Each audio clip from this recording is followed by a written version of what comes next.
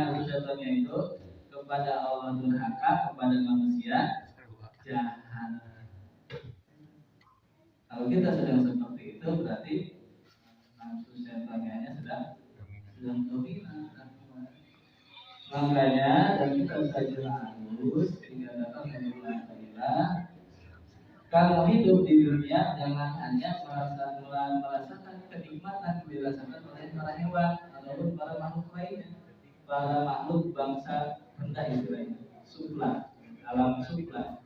Tapi rasakan kenikmatan yang dirasakan oleh alam ulwi atau mulia, yaitu para malaikat. Maksudnya apa? Malaikat itu senang nikmat taat dan zikir kepada Allah.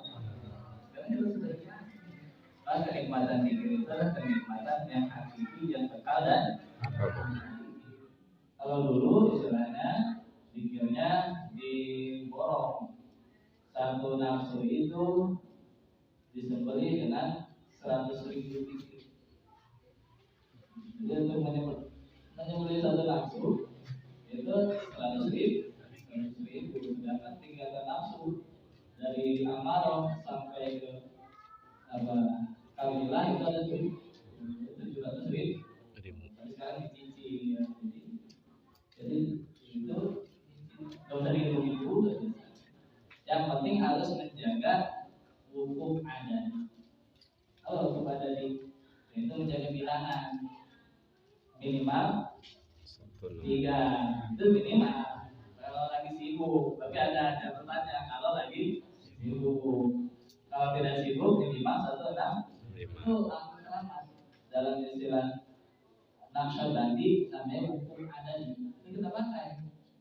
Hukum adani itu menjaga bilangan dari Syekh Munsir. Karena bilangan dari Syekh Munsir itu adalah angka selamat 3, 165 atau dibalik 56 atau 789 atau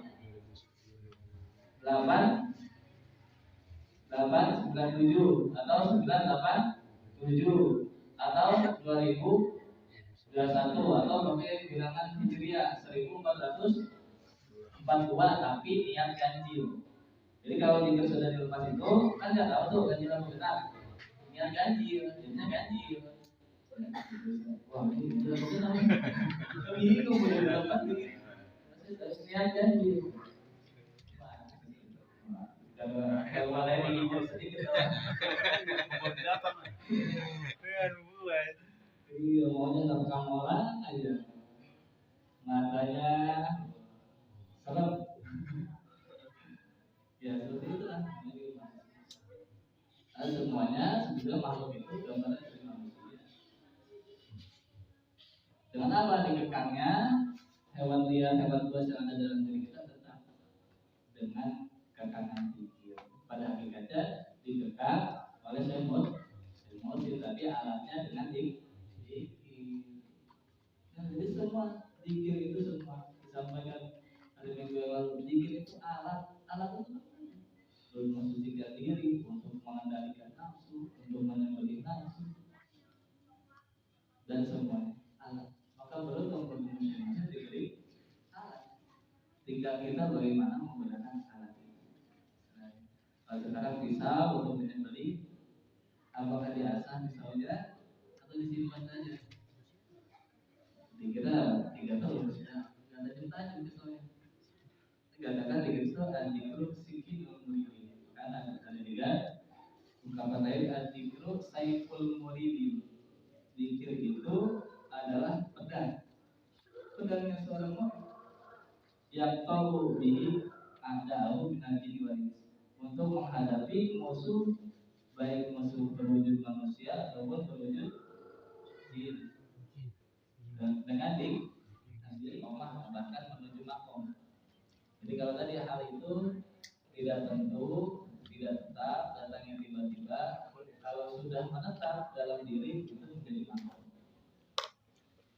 Seperti tiba-tiba merasa senang saja dipikir, tapi belum tetap. Ya, kadang senang, kadang masih berdiri. Kalau sudah senang terus jadi makom akan. Kalau masih timbul tenggelam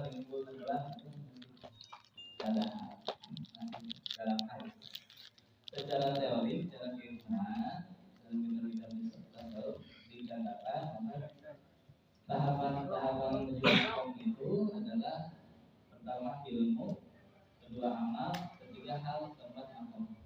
Tapi ini tidak mutlak, tidak kaku istilahnya. Bisa saja seseorang diangkat oleh Allah langsung bisa langsung makom. Istilahnya pertama di tauhid sudah langsung. Istilahnya tren, istilahnya turun-turun, itu. Tapi secara keilmuan ilmu karena jadi bekal tadi untuk diamalkan nanti amal ini untuk kita ikhwan-ikhwan buat pesantren Sundaraya yang maksud amal adalah bimbingan emosi khususnya zikir. Jadi zikir itu pematik untuk menghidupkan hal untuk meraih makom. Ya, kalau pematiknya tidak ada, apinya tidak ada, tidak akan ada hal, tidak ada makom. Inilah itu juga mengapa kita saksikan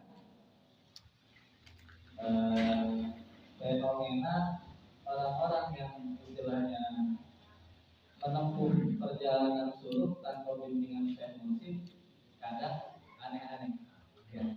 Istilah kita maka sampai ada istilah terkadaikan sebenarnya karena itu tadi orang belajar tapi betul-betul emosi padahal kalau belajar emosi tidak ada istilah terkadaikan itu tadi ketika berpikir karena tidak dibimbing jadi bingung kemana ini. Tapi kalau kita bimbingan saya penting, insya Allah tidak akan. Bahkan waktu di Banten itu sempat bertemu dengan seorang murid mereka itu, dia itu makan gak pakai garam udah asin, makan gak pakai garam, tapi udah asin. Dan caranya itu semuanya bagi kita adalah asal pikir. Jadi pikir itu adalah input dari segalanya. Hal dan makom itu hasil dari karena ada zikir. Kalau zikir tidak ada, ya tidak ada. Saya hukum sebab adanya hal dan adanya makom adalah adanya zikir. Tapi kita tidak menemukan itu karena tadi beruntung yang kita bertemu dengan adalah untuk urusan hal dan makom ini itu tanpa emosi. Jadi istilahnya kamu tidak bisa tahu kamu sudah di makom ini. Jadi istilahnya itu kita sudah kita hanya pikir ini.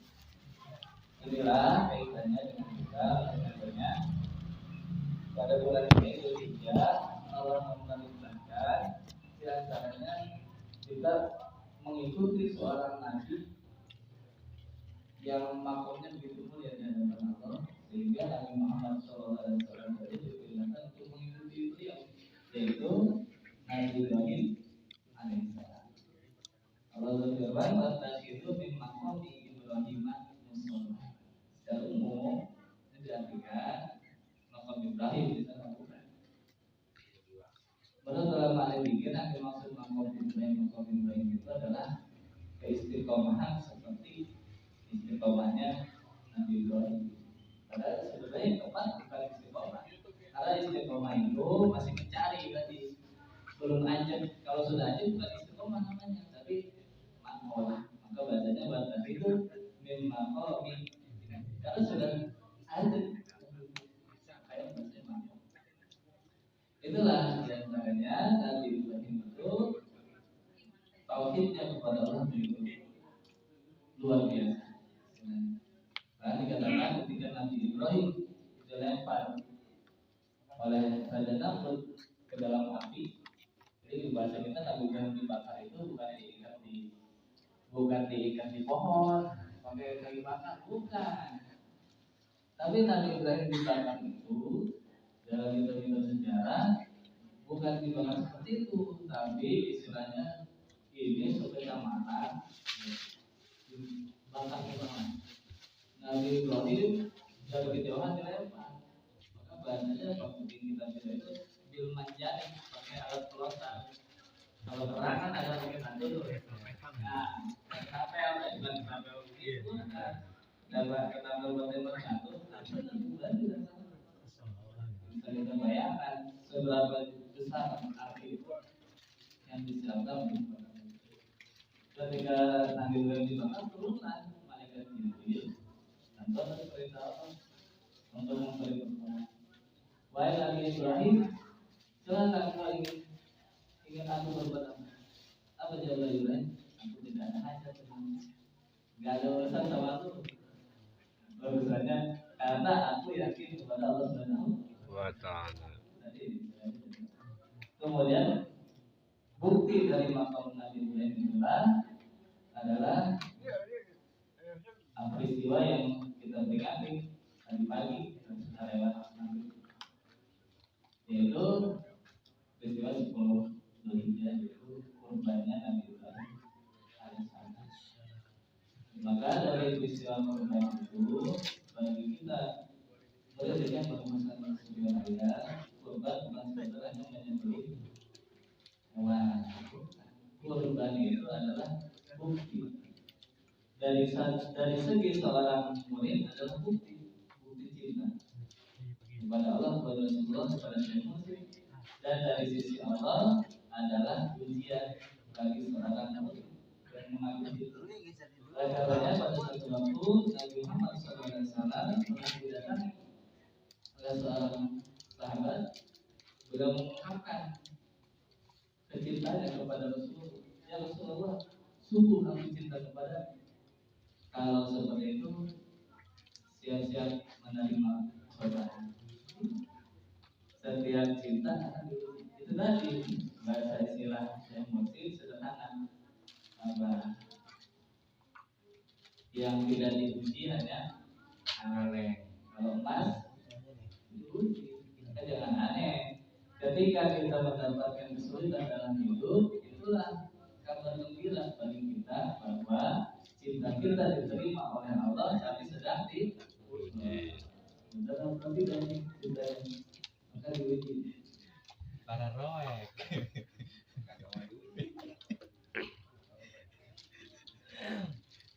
Inilah katanya dikatakan dalam hikam yang berdasarkan dari wurudul faqor ta'yadul muhim. Datangnya kesulitan itu adalah hari raya bagi para murid. Kenapa? Gembira ya, cinta diterima mati sana. Tapi lulus atau tidak? Ujian baik dan lulus. Inilah yang dimaksud makam Ibrahim adalah keistiqomahannya Nabi Ibrahim dan juga tadi ketundukannya Nabi Ibrahim alaihissalam. Pada peristiwa kurban juga ujian bagi Nabi Ibrahim atas ketauhidannya untuk mengorbankan anaknya. Sebetulnya anak yang dikorbankan itu istilah sebetulnya. Ada yang mengatakan Nabi Ishak, cuma di kita di umumnya pada umumnya sudah Nabi Ismail aja betul. Tapi kita tidak mempermasalahkan istilah itu.